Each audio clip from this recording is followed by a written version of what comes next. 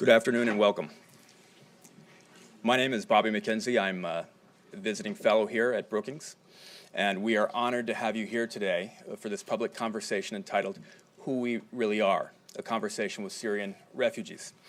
I met with Lian Wieseltier about a month and a half ago to discuss a roundtable that we were planning to have today with Syrian American officials and leaders. And Lian agreed to participate in this roundtable on one condition, that we would have a public event that would entail a conversation with Syrian refugees. And the purpose for this is that across Washington, D.C., the brightest lights are talking about the Syrian refugee crisis. But very rarely do we actually have Syrian refugees who are talking about their own experiences. And so what we often find in cities and capitals like Washington, D.C., are statistical abstractions, but not the human experience. So we're really delighted to have all of you here today to listen to some rather powerful stories. And let me briefly introduce Lian Wieseltier. He is the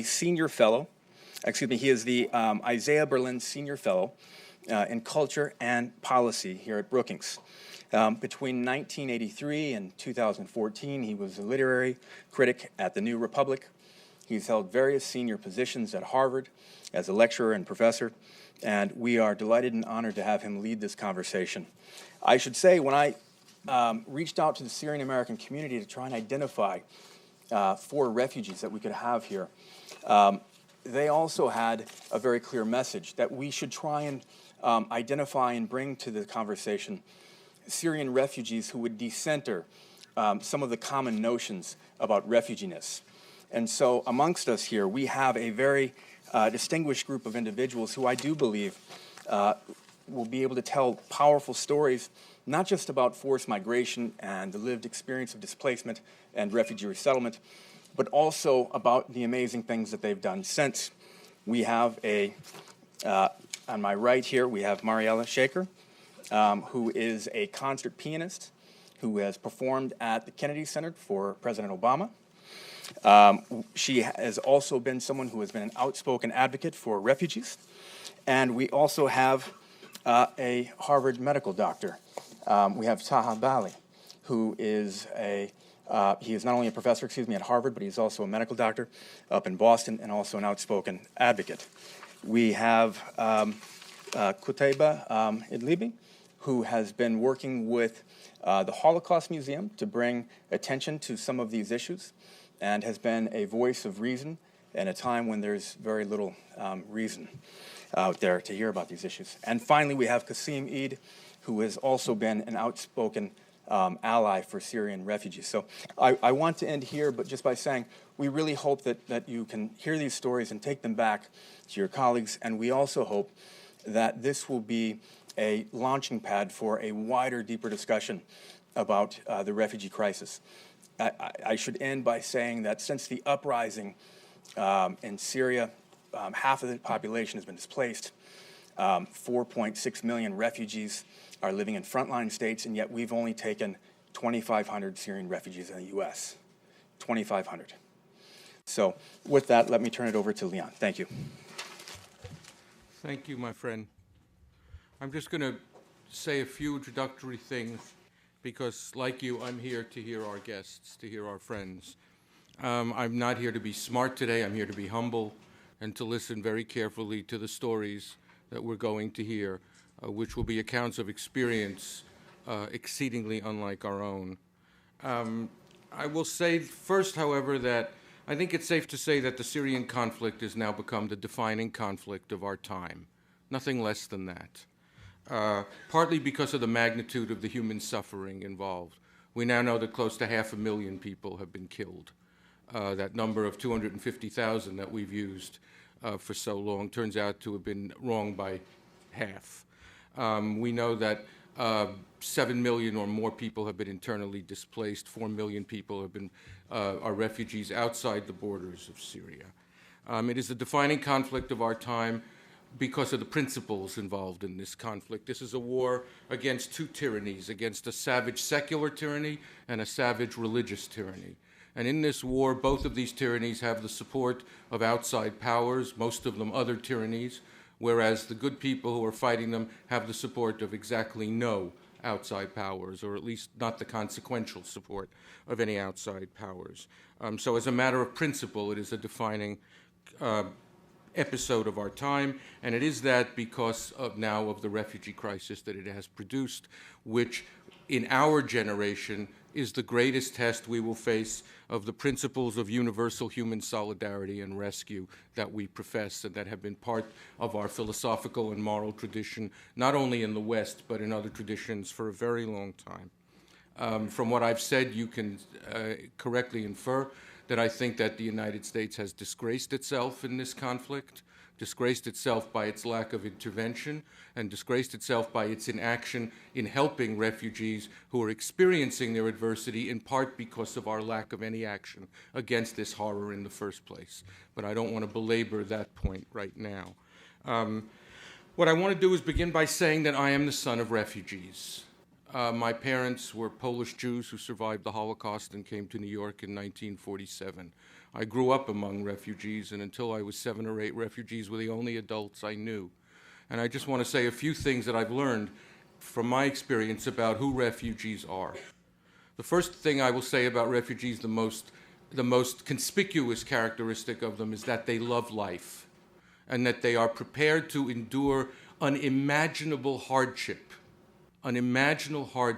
so as to preserve life, their lives and the lives of their loved ones and the lives of their traditions and their communities. Nobody imperils their children in dangerous sea voyages and treks across mountains unless they believe they are rescuing their children from an even greater danger that certainly awaits them.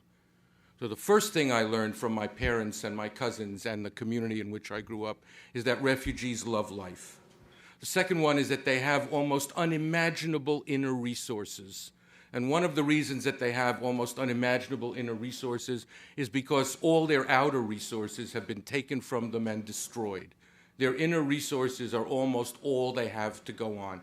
And it is a humbling and profoundly moving spectacle to watch refugees reconstitute themselves, preserve their selves, their sense of selves, their families, and reconstitute their lives.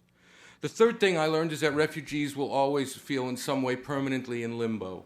They are people who live after what has gone is gone and before what is coming has come. There is this sense of transition, that what they had has been destroyed and what they will have has not yet been built or given to them, or both. And there is this terrible uncertainty that characterizes them. They are also there is a contradiction in refugees that I noticed when I was a boy, which is that they seem both unimaginably resilient and unimaginably fragile at the same time. When I was a boy, I remember thinking that nothing could destroy my parents because look what they survived. And I remember thinking that I had to protect them from everything bad that I could because anything could destroy these people because the world had been so cruel to them. I also learned that refugees are people who have felt abandoned by the world. Abandoned by the world. It is a terrible, terrible feeling I can report as the son of people who felt abandoned by the world. And all the rescue efforts and all the resettlement efforts that will be made, and God knows there are very, very few for us to boast about, will not erase ever that feeling that at some point the world abandoned them. And this leads to my final point, and this was the thing about the refugees that I knew that most pained me. It is that they are people. They are people who let's put it this way: if the entire world had been destroyed when my parents' world was destroyed, it would have been coherent. It would have been apocalyptic, but it would have been coherent. But what happened was that only their world was destroyed. And the rest of the world went along on its course. And so not only were they confronted with the magnitude of the indifference of the world to the destruction of their world, but they also, after death, as it were, had to have a second life, and after had to pick themselves out of the ashes, and then they had to do completely banal and trivial things, like in my mother's case, run a candy store, and in my father's case, run a furniture shop. and then have children, and then buy their children clothes, and then buy schools to for their children, all the while remembering that everything that they loved has died, has been destroyed. And this was something about my parents and those refugees that I will never forget. There was this haunted quality, this haunted quality. So the reason we're here today, as I say, is not to discuss the modalities and instrumentalities of diplomatic or military interventions, even though there's a lot about refugee policy to discuss and about the shortcomings of our refugee policy and so on. These discussions are taking place. Most of them, as you know, are more or less futile anyway. Right now, today, what I'd like us to do is to listen very carefully to the account that our guests, that our friends will give us of their experience, so that we know exactly who it is that we're talking about when we talk about this defining crisis of our time. I will ask each of my friends to say a few words about their experiences, and I will ask Mariela to go first. Thank you so much. First of all, it gives me a great pleasure to be here with you all today. I would like to say that life in Syria is rather impossible. A truly humanitarian disaster threatens an entire generation. There is nothing worse than experiencing death every minute in Syria. During the time I was in Syria, I studied the business administration, and I graduated from the University of Aleppo. And I was also employed as a violin teacher at the Arabic Institute of Music. Music was always my dream, and I wanted to come to the United States to have a high degree in music performance. We didn't have electricity. I was struggling badly to send my applications to universities. I was running between internet cafes under mortars and bombing to send my applications. I swear that I applied for 50 or 60 institutions until I got my magical email from Monmouth College, a liberal arts college in Illinois. I got the acceptance letter with almost full tuition scholarship. Even with such a huge scholarship affording the room and board, which were not covered by institution, was overwhelming because both my parents have lost their jobs in the war. They couldn't help me even with $1. I was so disappointed that I'm gonna lose such a great opportunity to leave Aleppo and find my new future. So I thought a lot, and I kept searching and working, hoping for a miracle to happen, and indeed it happened. Because I found about an organization, it's called Jasur, and they are helping Syrian students and refugees.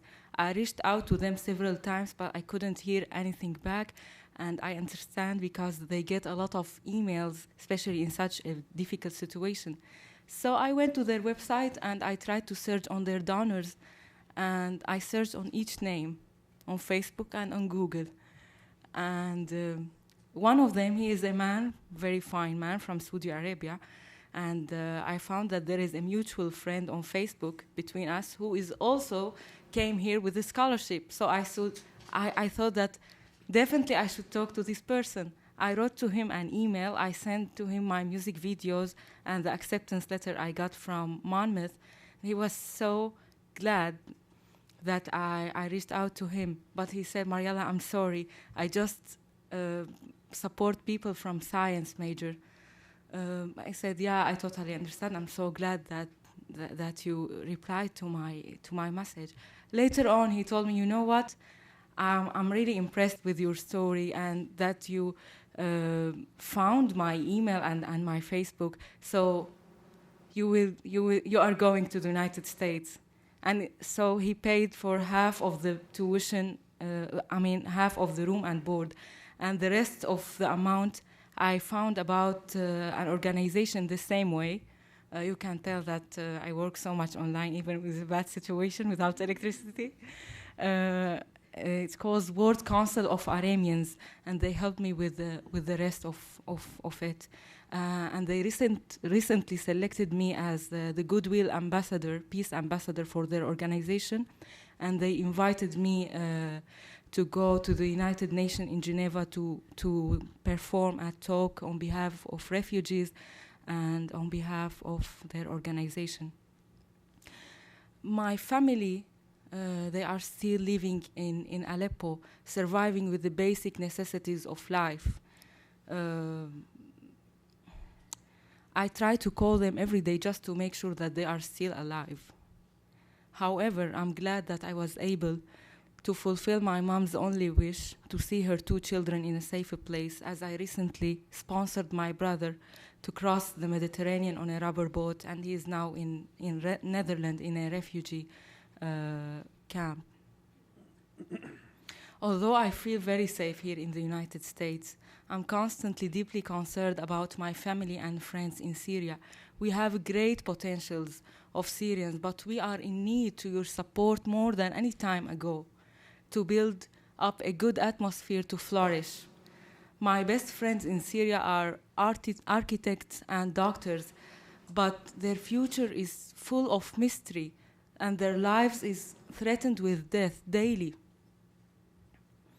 I was able to, one of my Muslim friends, she reached out to me asking how can she apply to Monmouth College.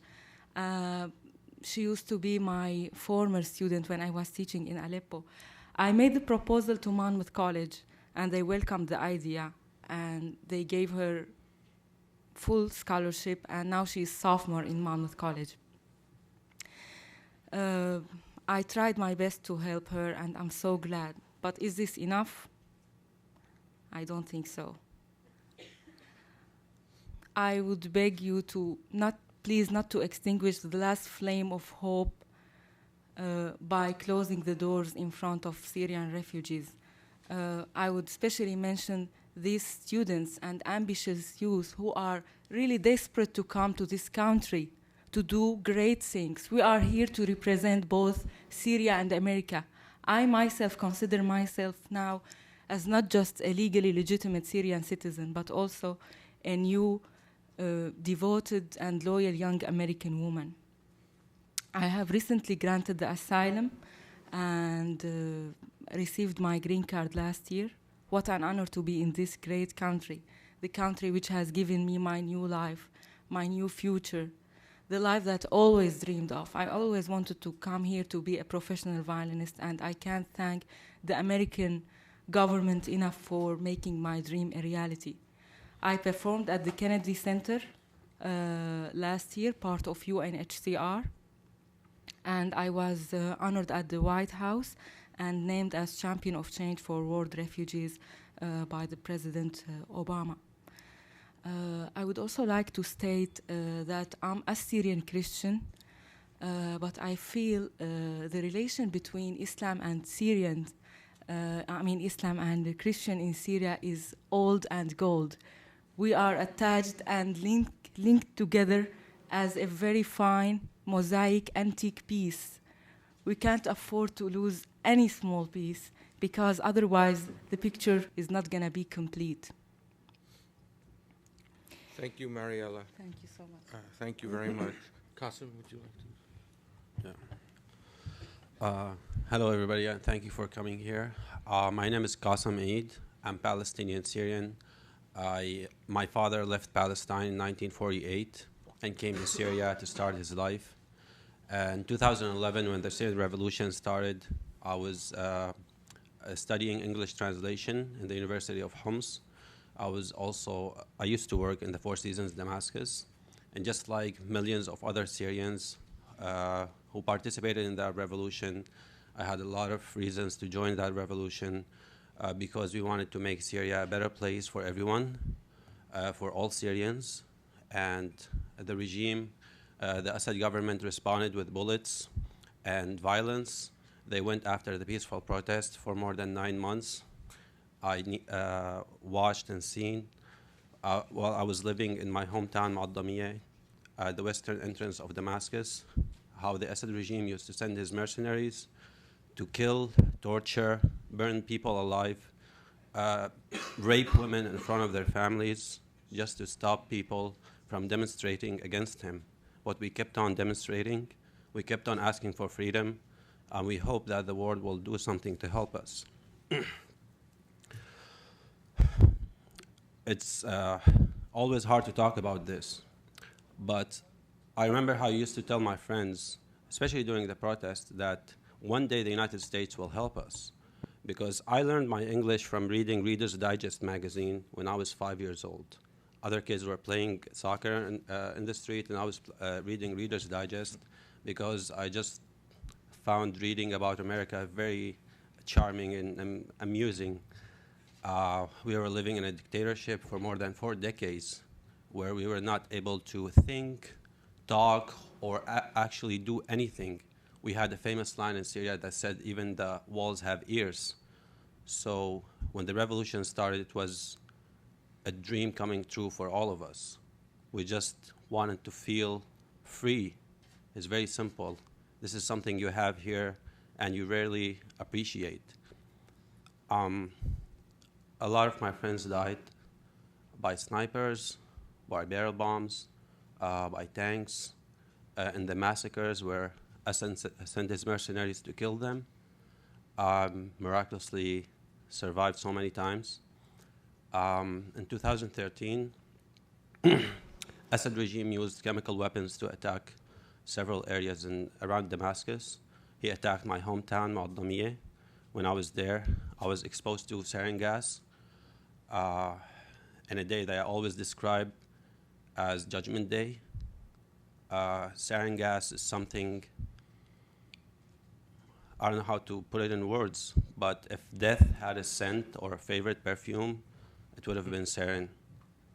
And Assad used that against civilians.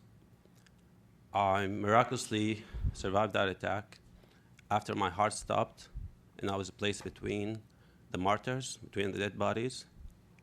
After I woke up, the regime was bombing the town very bad. It was like World War III. They were trying to invade and killed whoever was left alive. I went to the front lines and I watched Assad sending his troops wearing full chemical gear protection, trying to invade and kill who's ever left alive. People always ask me how the rebels managed to hold the regime at that day, and I always say it was a miracle. We had a lot of miracles in Syria.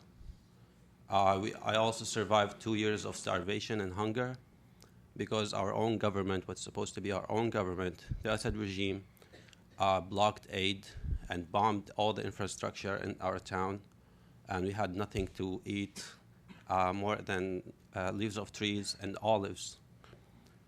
I held children while they were gassed by sarin, while they were dying, and I also held children who were starving to death. And I always find it very hard to know which weapon was worst, starvation or the sarin. We stopped caring about the bombs and the aircraft because it will take seconds or maybe minutes to kill you. But what I'm trying to say is what we saw in Syria is something beyond explanation.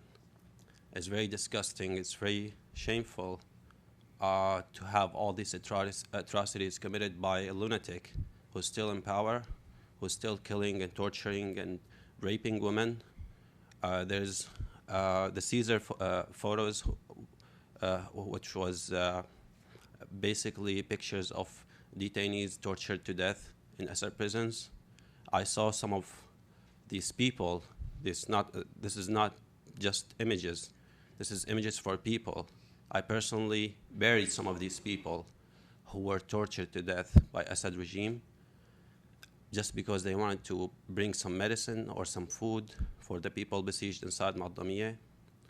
When I left my town and I came here after I worked as a media activist with international media because I was one of the rare English speakers in that area, I came here hoping that coming to the United States, speaking to the government, or maybe the United Nations will help raise awareness. It can push the Obama administration to do something in Syria.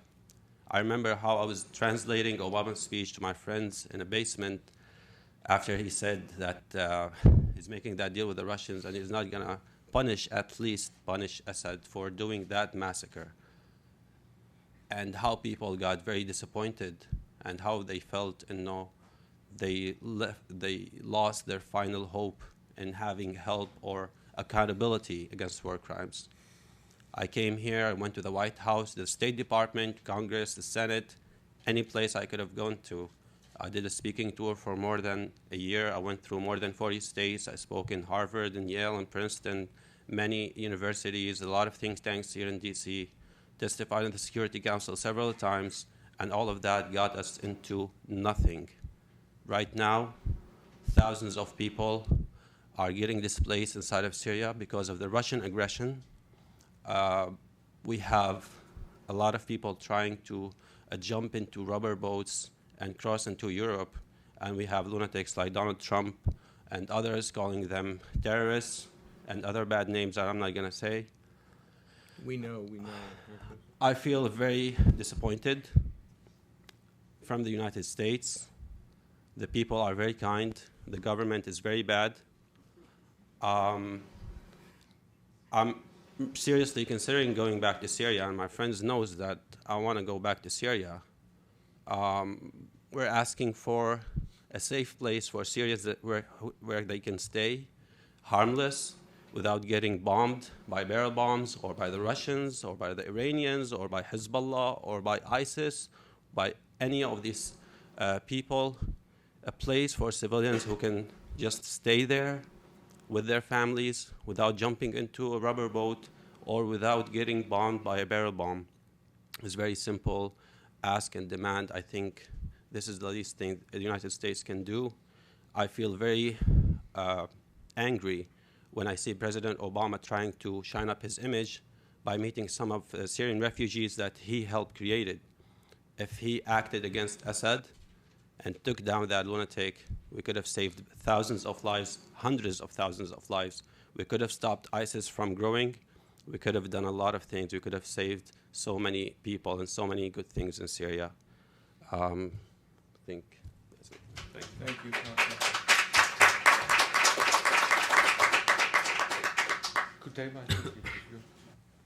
Thank you. Thank you, Leon, and thank you, Bobby and Brookings, for having me here. My name is Kba Liing, originally from Damascus. I come from a middle-class conservative family from Damascus. My family used to live in Saudi Arabia. That's when I was born. And then after I was born, they decided to move to Syria. That's when my dad decided to retire. My dad was a leading peace scholar in Damascus.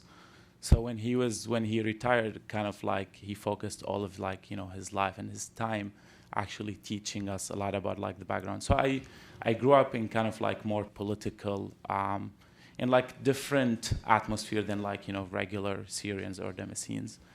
I remember I would walk to my dad's office inside our house, and I would ask him something, and he would not answer. He would point to somewhere in our huge library. They got more than 10,000 books, and he told me find that book in that shelf and come here. And I would start reading to him, from the beginning, and then meanwhile he would explain to me stuff, or he would tell me did you find your answer or not yet? That's the way I So I kind of started my activism when I was 12 years old. I helped with a small opposition group that started in 2001. The first time I was followed by the intelligence was when I was 18, because I attended the hearing for sentencing the human rights activists from Damascus Declaration for Democratic Change. When I was 21, when the revolution started, 2011, so there was kind of really no question whether to participate or not. It was just the moment, I think me or the people around me, everyone was waiting for.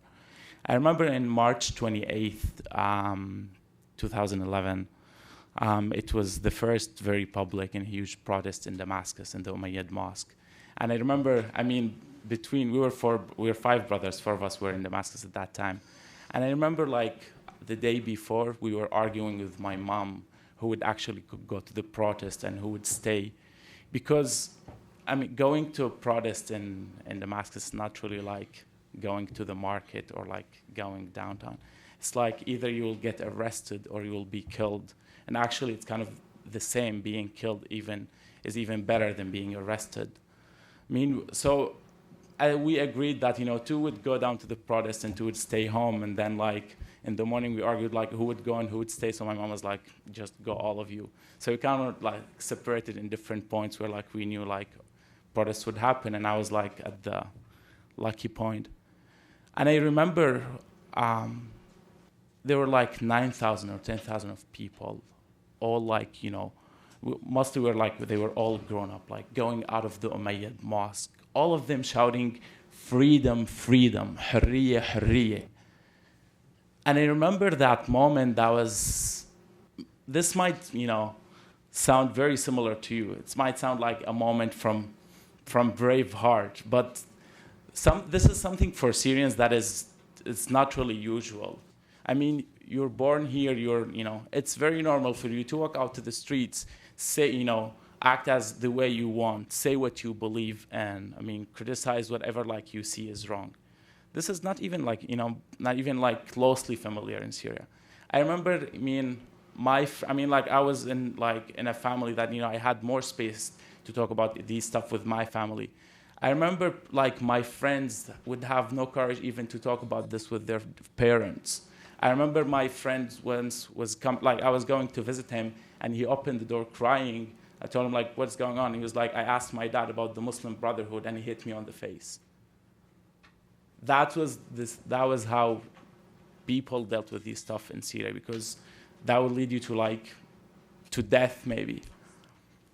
So things went on with the revolution. I remember I was detained the first time after a month and a half delivering aid to Muaddamiyya, where Qasim used to live. I remember I stayed there for 10 days. And the main thing, don't want to disturb you with everything happened in there, but I remember the main thing under torture in Assad prisons, like the only thought that I had in my mind that whatever happens here, here or like after I leave, like the only thing what is important right now is actually not to let anyone to be in the same position where I am right now. No one should be under like the lashes or under electricity, like and being tortured by those people, because it's not something that any human can handle. I was released the first time. I still had the energy like to continue with the revolution and see like to catch up where where I left and to continue with my work. 10 days later, another security branch arrested me. This time it was more serious. I was a correspondent English correspondent in Damascus, the only one at that time, talking to CNN, Sky News, telling them what is going on the ground, where demonstrations are going out, what is the reaction from the government, what do the people want. And I was detained for that. The government accused me of spying for international agencies because BBC and CNN works for CIA and MI5. I remember after the second time was really different because after I left, I knew that they tried also to kidnap my little brother while I was in to pressure me, to confess more. And at that time, it wasn't really, the thoughts of like being heroic and like continue and doing the work I'm doing inside was gone away, because this is not only about like me right now, it's like about my direct family. My little brother was 17 years old or 16 years old when the government tried to kidnap him while he was doing his final exams in high school. So I had to take my brother and leave to Lebanon. Of course, that included paying a bribe for the security at the border so they'd allow us to go to Lebanon. We stayed in Lebanon for 6 months, and I remember every day and the other we were couple months, things will move on. We saw it happen in Egypt. Everything's going to be fine. The revolution would win. Assad would step down. We'll have a free country, a democratic country, where we can go back there and live normally. couple months left, and we were like maybe in the summer after Eid. I mean, 6 months we're past, but nothing really happened. And around that time, still it is. I mean, Hezbollah harassments, the Syrian intelligence were all over Beirut. So we had to leave to Egypt. It was the beginning of 2012, because also my little brother had to go to high school. So we went to Egypt. I registered my brother with a high school, but the intelligence in Egypt didn't give me residency because I was an activist in Syria. So that was a danger for the military council ruling in Egypt at that time. So I had to leave Egypt every 3 months outside and like risk, and every time I had to be humiliated in the airport coming back because I'm Syrian, just to be allowed like in and out of the country. Beginning of 2013, I was nominated for a program here in the United States with State Department. So I came here and I applied for asylum. And applying for asylum here is like kind of like the same thing as applying for like refugee status in the Middle East. When you're in Turkey or in Lebanon or in Jordan, you submit your case to the UN with all the papers, all your story. The UN takes your case, let's say, for like the United States. They do the first security check. If you pass it, then you have then DHS officers in the region. They go like, and also like they interview directly. After the interview, a second security check. If you pass it, you get allocated here to the resettlement agencies. And after they decide where they're going to put you, there's a final security check that you go through. So through like along all of that process, you have to be checked like a million times. And like, refugee population is like way far away from like, everything that is going on inside the country. Asylum is the same thing. You apply for asylum, first security check passed, you make your interview, a second security check, and then when they decide you're accepted, there is a third security check, and then you're granted asylum. So I got here, I started a small aid and development firm with actually an American friend, an activist, a Jewish one. He was kind of, at that time when I first got here, he was the only family and friend that I got here. I didn't know anyone in the United States, in Washington, D.C. at least, when I first got here. But yeah, he was kind of like the only one I knew, and we've been working together for like 3 years now. My family is all over. I had another 4 brothers. 2 of them are in Turkey with my mother. My mother has a BA, like a business administration background, but she's now running schools for the Syrian refugees in Turkey. Another brother I had in Qatar, and I have another brother in Damascus. And the reason he stayed back home, because he believed that at the beginning of the revolution, when actually we told people to go out to demonstrations, and there's one incident actually I'd like to tell you about. We had a meeting 2 weeks before like demonstrations started. It was there was like an incident where like people were demonstrating against like the internal ministry like in February, and like then we had a local meeting in our neighborhood and like the opposition figures, and we were like, so we were talking like the preparations, what can happen, we should be ready. And someone actually asked, if we know that Assad and his government are going to shoot on us when you go out to the streets, why would we go out to the streets and like, get people killed and get ourselves killed? And I was too naive at that time. I told him, because the international community is not going to allow Assad actually to shoot on innocent people asking for freedom and democracy. Because the international community is going to step up and is going to tell Assad to step down, and like would support millions of people who are asking for democracy. And for my brother, when those calls for like on deaf ears, he felt that he needed to stay there. He needed to be, because he cannot really betray the people, that we promised them that. And we promised people that. I remember at that time, I told them like, this is what we want.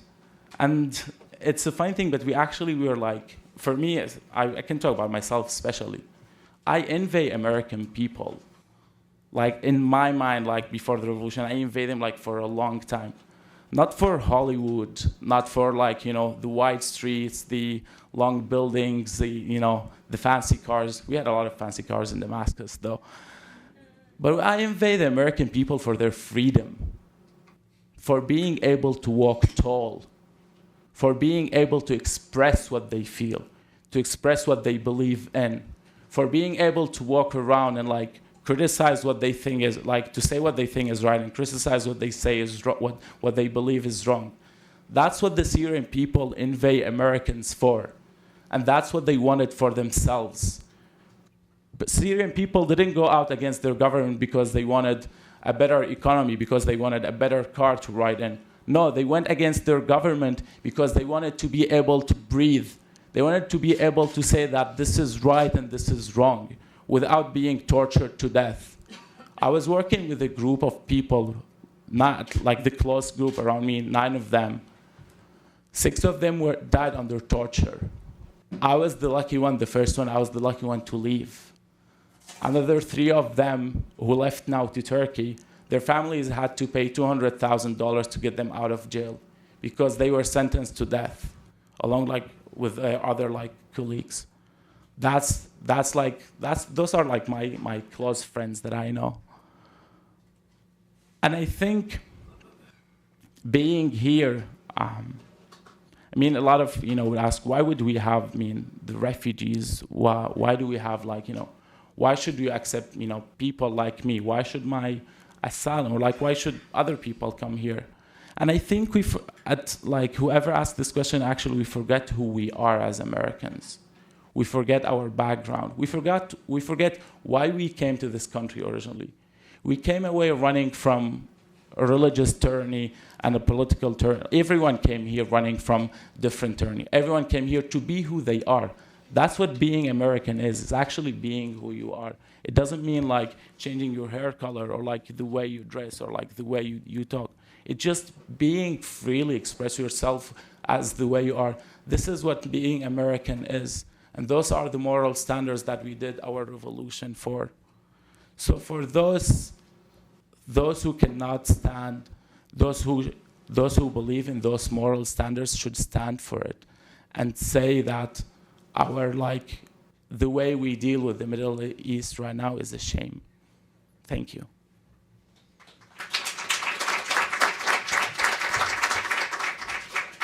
And now Taha.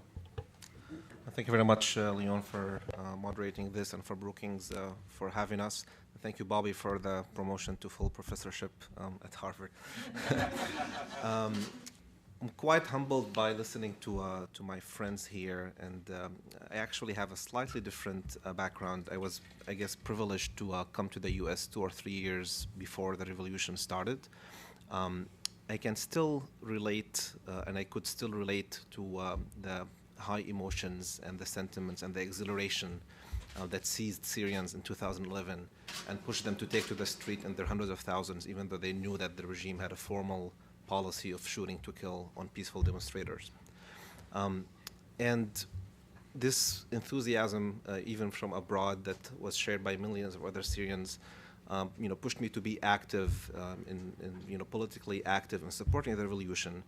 Although what I did would definitely pale in comparison with what people on the ground did. So at the expense of being a little bit anticlimactic, I'm going to take a step back and tell you how life was in Syria before the revolution, at the time of the so-called stability that is so lamented by pundits nowadays.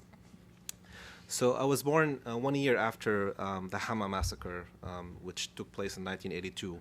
For those who don't know, it's... Okay. For those who don't know, this is basically when the regime, under the pretense of suppressing an armed insurgency by a few hundred people or armed men, basically collectively punished a city, killing at least 10,000 people, according to the more modest estimates.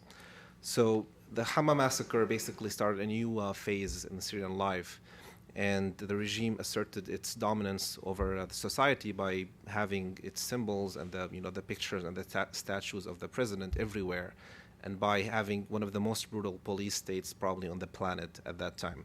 So it was in these years of the 80s and the 90s that I and people in my generation grew up, and you could find the president's pictures everywhere, including on school children notebooks.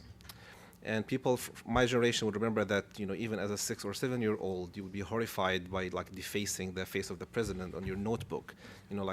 Drawing a mustache or putting a sticker on it would be an act of defiance for an elementary school kid. In school, we would have all to wear the same uniforms, including military fatigues when you get to 7th grade. Every morning, you would have to say, "Our leader forever is Hafiz al-Assad," and you'd have to swear an oath out loud to stand up to imperialism, to reactionarism, and to crush their client tool, the criminal Muslim Brotherhood gang. You had to say that as a 12-year-old kid every single morning. An act of defiance that I personally developed in high school was to actually not say these words, but only to move my lips. And I would do that, always with this fear that accompanied every last Syrian, that if the military instructor would see me, and we had those in school, I would get in trouble.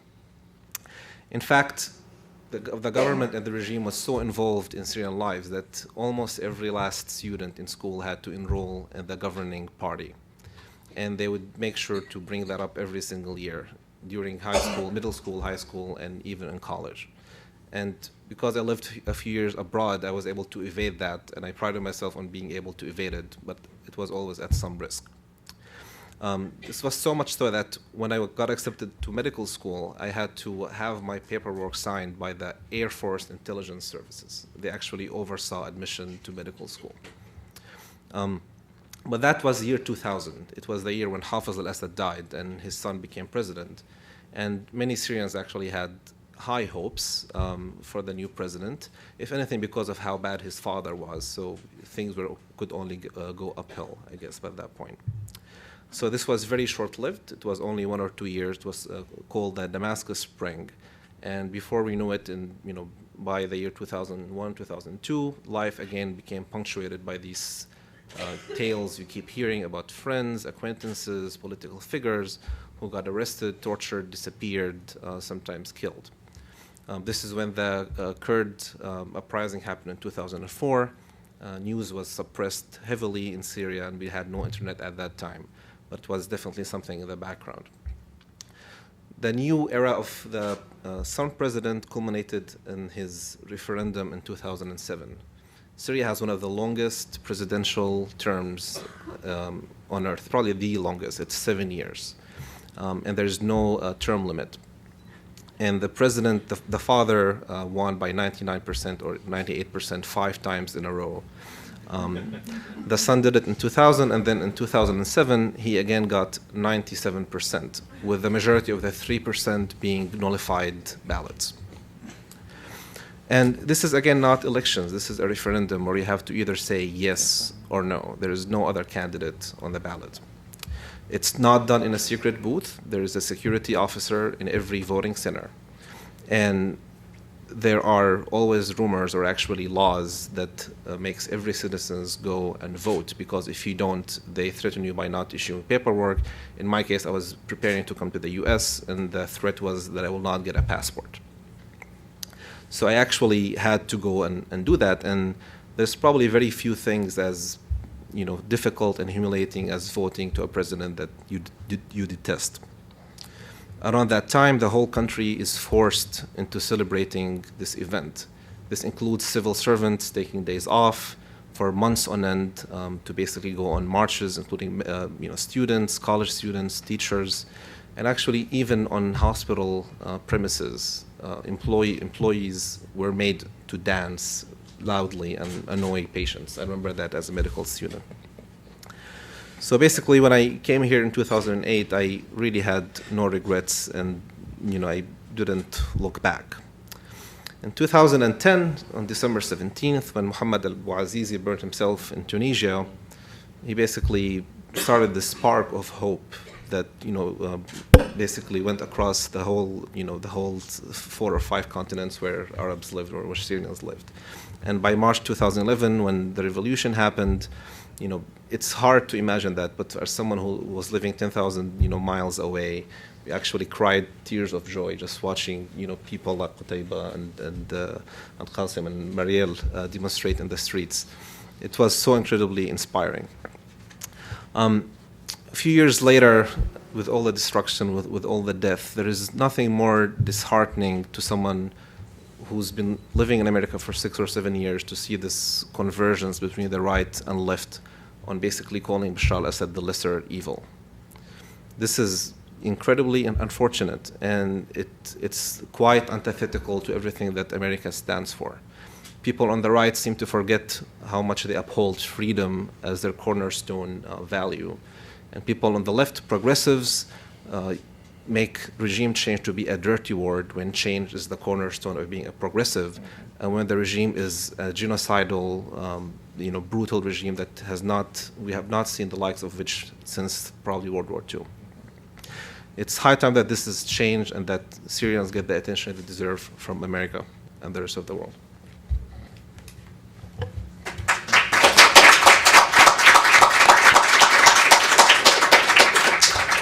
Thank you, my friends. There are questions here, I'm sure. Before we get to questions, I'm going to ask you each to answer maybe the most difficult question of all. When we hear about the situation in Syria now, and when we hear about the predicament of the refugees now, we hear about a great deal of darkness. And the question I have for you, for each of you, is what gives you hope? What sustains you through this darkness, even in the full face of what you know about the unlikelihood of Western intervention, about the continuing savagery in Syria? What gives you hope? That's the question I want to ask. Personally, I still talk to friends still inside of Syria, basically on daily basis, whether in the south or north or near the capital. Believe me, the Syrian people are, like, in my opinion, maybe the bravest on earth. I'm inspired by the nurses who are still working in the field hospitals, which is just random basements in getting bombed and shelled by Assad regime almost on daily basis, and they're helping saving lives. By the little children who are still trying to go to school or learn something while they're actually starving and they're getting bombed almost every day, and they still trying to make something out of themselves. I'm also inspired by the brave men who are still defending our families back in Syria, standing against the Russians, the Iranians, and all the mercenaries who came to kill them, and without having any help from anybody else. I'm very humbled to be and describe myself as a Syrian, and I only get my courage from watching other Syrians living inside of Syria. Mariela? I believe that one day the light would overcome the darkness, and I believe in our humanity.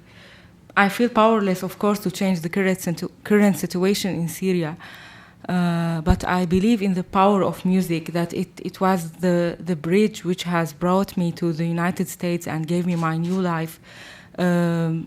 I feel music is a powerful language. Whenever I perform, I feel that I express myself. I tell the story of my suffering city. I tell the suffering of my people. And I feel music will one day help healing the pain our world has felt. I mean, mainly, I would echo what Kasum said. Yeah, I get hope when I talk to people inside, mainly. At least, I mean, until recently. Recently, I mean, I was in a very hard position when you talk to people inside and they feel they're really, I mean, they had the feeling that we're really abandoned after the chemical attacks. I remember talking to my brother, and he told me after the chemical attacks in Ghouta, he told me, even though it was very hard, in Ghouta the monthly death rate is 250 to 300. On the chemical attacks night, it was 1,400. That was too much on people.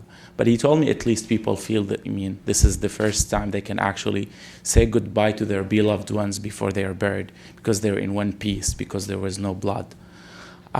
Even at that time, people felt that the world has abandoned them after the chemical weapons deal, but they still had hope. Nowadays, it's like, it's not only that they feel that the world has abandoned them, but they also feel that everyone is actually against them. It's not that everyone is just standing aside. So I'm now in the position where, like, I feel I'm the one I have to give them hope. So I get hope actually when I go to Utah and, like, you know, stand in an event for Syrians outside when it's 15 degrees freezing, stand 4 hours outside for the Syrian refugees. When I get donations for a toy drive from Oklahoma, when I got 2,000 toys from there. When I get emails from South Carolina telling me I have a space in my basement, or like we have like our guest room and would like to host a Syrian refugee. That's where I get hope from. So I'll be lying if I said I'm not more cynical than I was in 2011. But there is hope for sure. I definitely echo their comments that looking at other Syrians, you can't help but being inspired. I probably have met, I mean, the number of impressive Syrian men and women that I've met in the last 5 years is just incredible. I mean, it's hard to even come up with a list if I think for hours. And moreover, I think that the fact that so many Syrians live abroad now, even though it definitely has its negative effects, but long term, it'll have quite the positive value to the country and to the region. I think the Syrian diaspora will be, will bring diversity, will bring know-how, will bring, different perspectives on things that we definitely missed in Syria prior to the revolution. And finally, I think nobody probably in this whole world appreciates freedom more than Syrians now. So we had to learn this the hard way, but I don't think we'll be letting go of this at all. And even though we get all the bad publicity for ISIS, it's actually Syrians who are on the very forefront against ISIS and the regime at the same time. And there's probably no other Arab country that has gone far in fighting extremism and radicalism, not only militarily but even intellectually, as much as Syrians have gone. And because they had to. I mean, it wasn't up to them. They didn't have the privilege of taking decades to actually overcome the extreme forms of political Islam. So they had to do it, right there on the spot as they were fighting another battle. And now, a political Islamist cannot just show up to Syrians and, quote some verse of the Quran and get their attention. They have to prove that they're actually, promoting good governance. They're promoting rights for the people. They're promoting rights for everyone. They're not going to be oppressing people and just, abusing religion. And I really feel this, this realization that Syrians have come to is, something extremely valuable. And a lot of other countries around us are yet to get there. So this definitely gives me hope. Thank you. We will now take questions from the floor. I think there should be wandering microphones. There is one. There are two. All right, the question in the back, all the way, the gentleman there. And then I see one here. Hi, Rabin Pasha, founder of Middle Eastern Entrepreneurs Dreams. First of all, I wanted to thank you so much for your very sincere and inspiring stories of survival and sharing the situation on the ground. I think it's extremely critical for the refugee community from Syria to speak up and to educate the American public now more than ever. I myself came from Iraq as a refugee 20 years ago, and listening to your stories reminded me of the time that we had to go to school under Saddam Hussein. Is the mic working?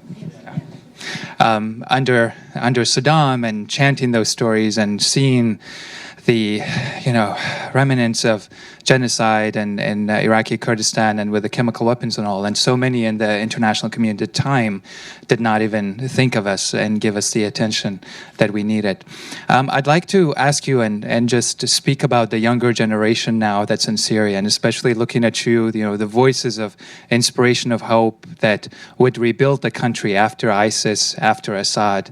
And as we look into what institutions need to be rebuilt, and we look into an economy and return to resilience. I mean, I've been to Damascus myself before when I was working in Iraq and the UN, and the amount of liveliness and the resilience of people and the commerce was just wonderful. And that needs to come back, but it won't just come back through the politics and through the United Nations or the United States.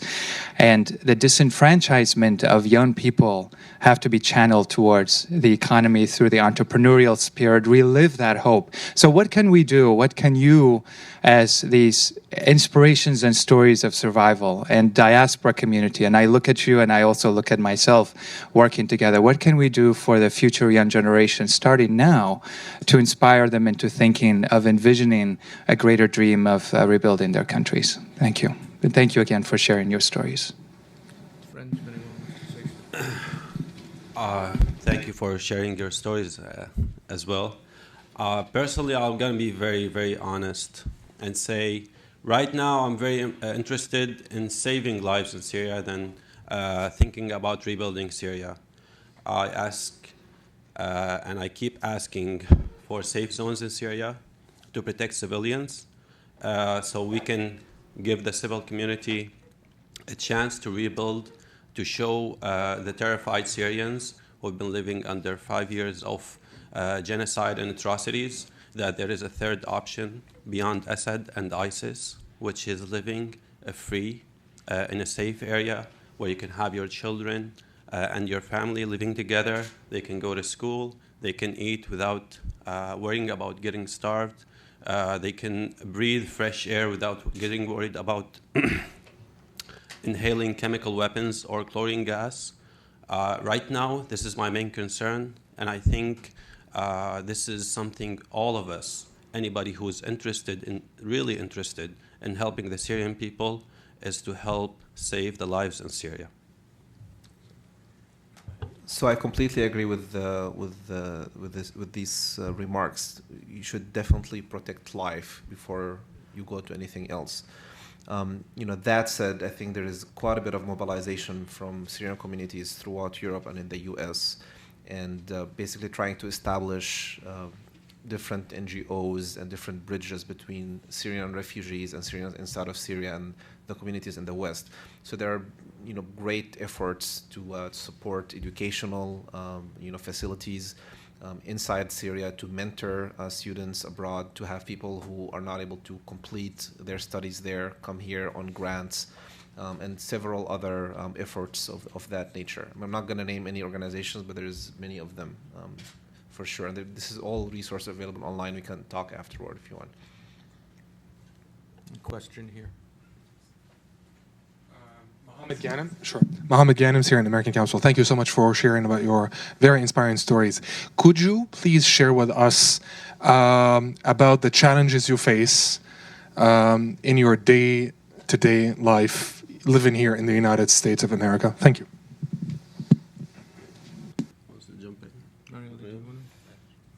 You don't have to.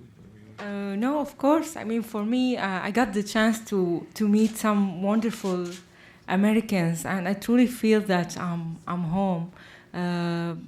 I got along very well with my professors in Monmouth College, and I truly consider them like more than a family to me, more than a home to me. The challenge, of course, being really far from my parents and my brother, and knowing that it was the last goodbye. This is what like really breaks my heart the most.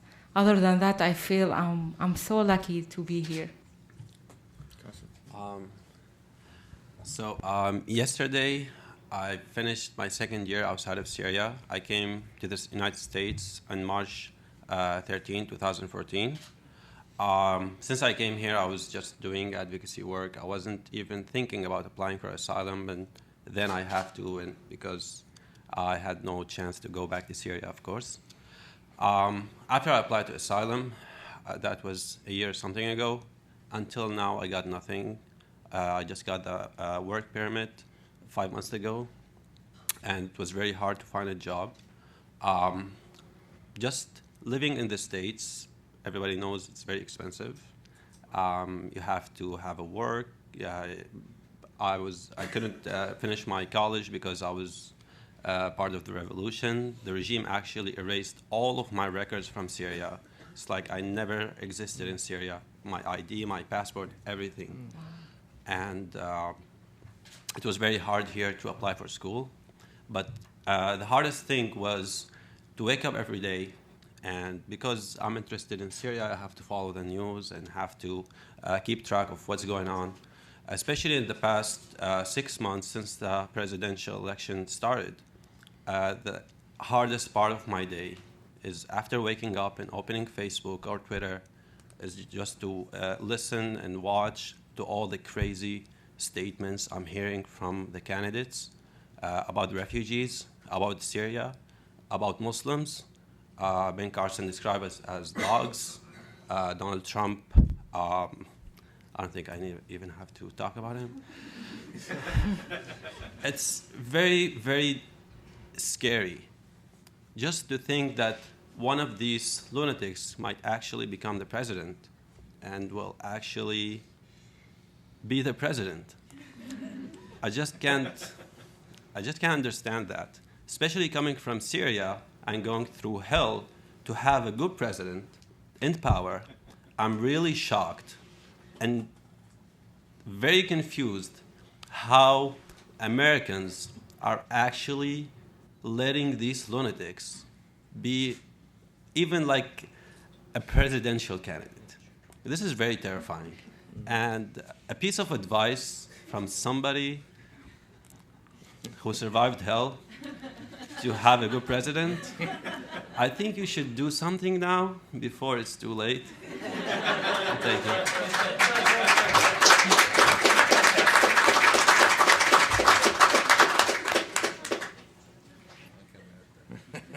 So definitely agree with Qasim's colorful remarks. So beside the emotional burden of following the news every day and having this kind of double identity where you're walking, very nice, peaceful, calm streets and looking at your phone at, scenes of a country basically completely burning down. There are daily difficulties like paperwork. It's extremely difficult for Syrians on every level possible. So it's very hard to get visas for your relatives, including your immediate family. Most cases, people have failed to do that. Friends who already have green card and citizenship are not able to expedite process for their parents who are 75 or 80-year-old and living under siege or completely impoverished areas of Syria. So there is no special treatment for such humanitarian cases for Syrians. Work permit is very hard to get by for Syrians, whether they're on TPS, the temporary protected status, or asylum, or even applying for green card. To get a travel parole to go back to Syria, it's probably hard to get into Syria, but to Lebanon or Turkey and see your family who are not able to get visa to the U.S. is also very difficult. So there is this increased burden of security checks and bureaucratic processing of Syrian cases on every level of the government, and ironically, this is not sufficient for the political candidates not to still abuse the Syrian issue, and make Syrian refugees a partisan problem.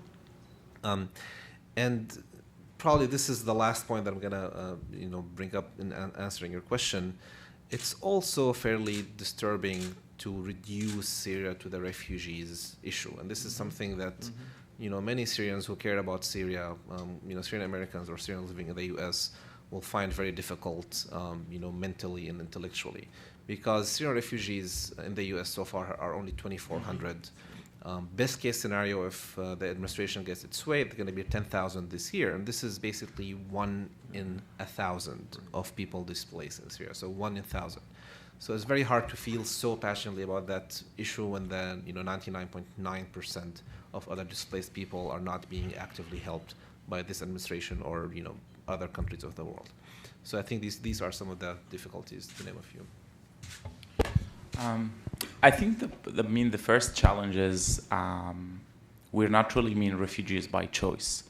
Usually, if you're traveling to a new place, you kind of like prepare yourself before. You pack your stuff, you know about the place you're going on, like you read a lot about it. In our cases, I left Damascus, I had nothing, not on my back, not even in my pockets. I just had the clothes that I had on. And I left, and I cannot get any of my stuff back. Even like when I came here, for the first 3 months, I didn't know if I'm gonna stay or I'm gonna leave. So I think part of it is it's kind of like the hole that Leon talked about. For me, I don't know. I feel like if I have to step up, what about the rest of the people who are still down in the ash? If I focus on myself, what about other people who cannot really be here, who cannot really work on themselves? Should I still be, working on the revolution and supporting the people, or should I focus on my personal career? I think, it's kind of this double identity or double life. Also being kind of like the messenger in between, explaining, to your new community what your old community is, explaining the American community what being Syrian is, and then explaining to the Syrian community back home what being an American is. Because in both communities, we here have an image about the Middle East that we had in our mind, but also people in the Middle East had their image about us that we built our image on media, they built their own on media and invasions, all of that. So being the messenger in between is actually a really hard job. And I feel at the same time, it's something that you have to do, because if you're not going to do it, who would? And there should be a time where this kind of East-West, war and, propaganda war had to stop it somewhere. And I think it's in our, shoulders actually to stop that. Here's a question, yeah. Yes, you.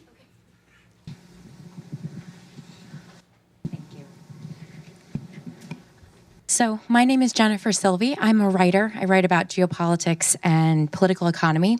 I'm curious to know what your reactions were, and maybe if people at home, their reaction to the recent talks in Munich and in Geneva where this ceasefire was agreed to. I'm just curious if none of you mentioned it as something that gave you hope, so I'm just curious what your thoughts are on that. Thank you. Yeah, well, there's a Brookings question. Sure, Kasum. Yeah. Well, I wrote several articles in the Wall Street Journal, the Washington Post, and I was always trying to deliver one message by telling different stories, which is Obama destroyed Syria. It's very simple. This guy is more concerned about his legacy than people. He's a hypocrite who is using refugees and humanitarian aid to shine up his image. The simple facts can say that if Obama acted in 2011 or even 12, it would have been very simple in Syria. Life would have been very good. Assad would have stepped down. We could have saved the country, saved lives, stopped ISIS from growing.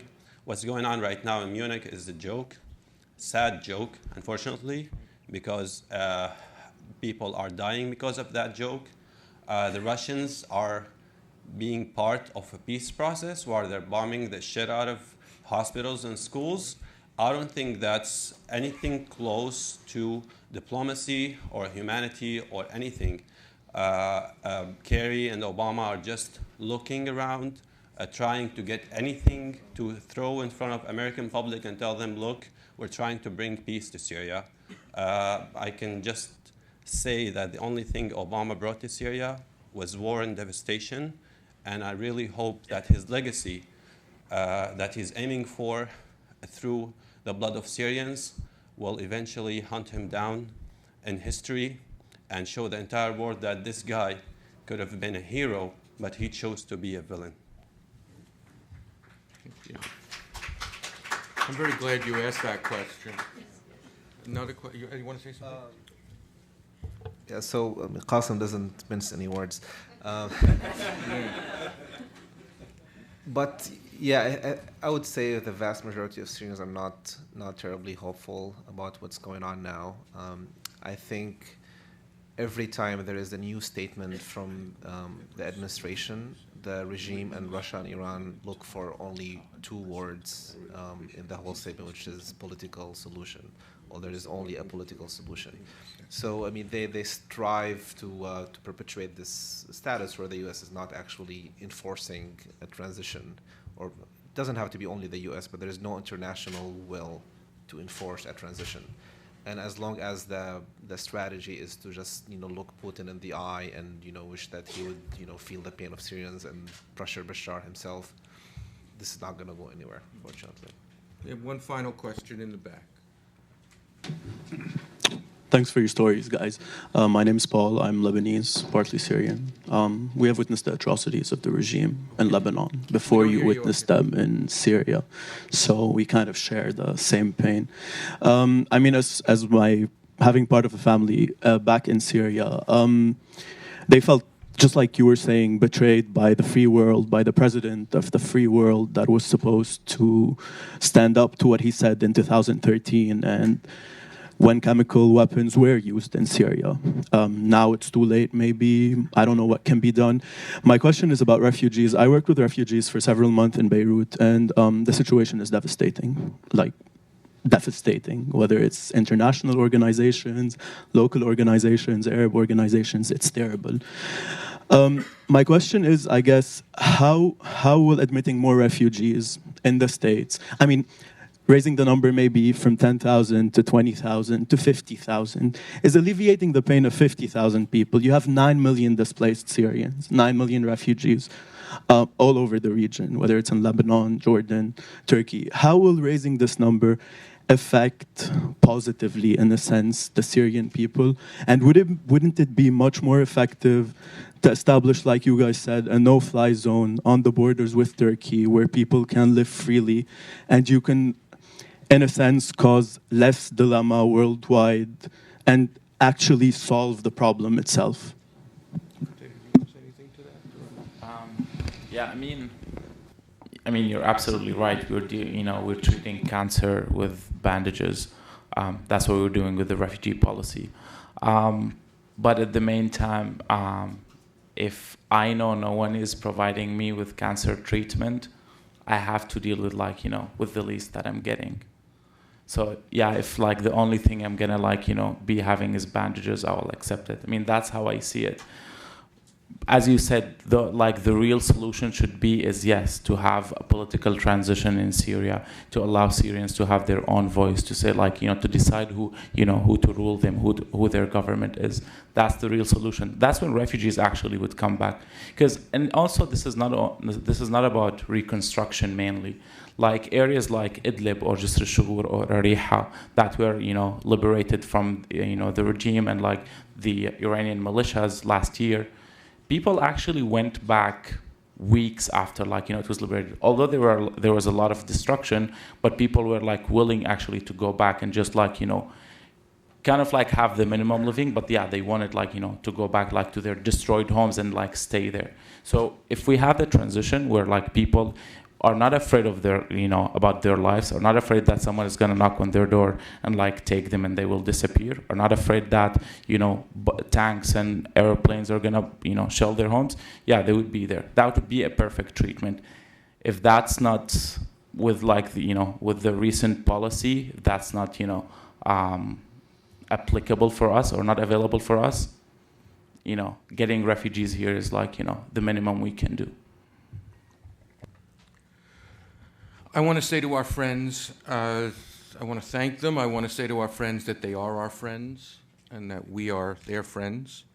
And hearing what you've said today, I want to say also that we are your friends because all the values that you expressed here today, freedom, democracy, decency, openness, music, are all values that are also our values.